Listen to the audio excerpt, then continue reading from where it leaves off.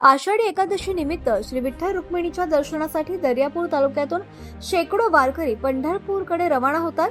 वारकऱ्यांच्या सोयीसाठी राज्य परिवहन महामंडळाने विशेष बस सेवा सुरू केली असली तरी दर्यापूर बस स्थानकावर काही वारकऱ्यांना बस उपलब्ध होत नसल्याची तक्रार आमदार बच्चू कडू यांच्याकडे प्राप्त झाली।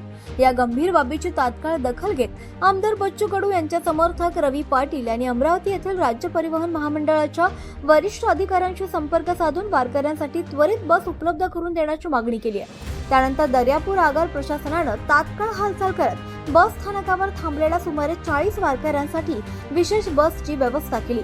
या बसद्वारे वारकऱ्यांना अकोला येथे पाठवण्यात आलं। तसंच अकोला येथून पुढे पंढरपूरकडे जाण्यासाठी स्वतंत्र बसची व्यवस्था करण्यात आली। यामुळे बस अभावी अडकलेल्या वारकऱ्यांना मोठा दिलासा मिळाला। यापूर्वी काही राजकीय पक्षांच्या पदाधिकाऱ्यांनी सुद्धा बस उपलब्ध करून देण्यासाठी प्रयत्न केल्याची माहिती समोर आली आहे। मात्र अखेर आमदार बच्चू कडू यांच्या हस्तक्षेपानंतर आणि रवी पाटील यांच्या सातत्यपूर्ण पाठपुराव्यानंतर वारकऱ्यांसाठी बसची व्यवस्था करण्यात आल्याचं सांगण्यात आलंय। बसची सुविधा उपलब्ध झाल्यानंतर वारकऱ्यांनी आमदार बच्चू कडू आणि रवी पाटील यांचे आभार व्यक्त केले।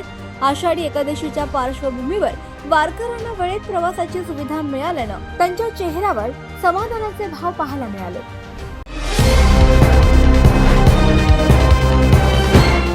पाहत रहा फक्त जनविकास न्यूज, सत्य, संघर्ष आणि जनतेचा विश्वास।